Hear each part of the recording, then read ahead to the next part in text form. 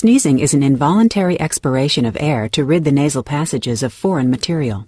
Particles that enter the nostrils and irritate nerve endings in the nasal mucosa trigger impulses that are transmitted via the fifth cranial nerve to the brain's sneezing center in the medulla. This sets off a respiratory response. Rapid inspiration fills the lungs, the epiglottis and vocal cords close, and the muscles of exhalation in the chest and abdomen tighten in a spasmodic contraction. These events create a buildup of pressure in the lungs. When a sufficiently high level of pressure is attained, the vocal cords relax, the epiglottis opens, and an expulsion of air rushes through the nose and mouth. The force of the sneeze propels the irritants out of the nasal cavity.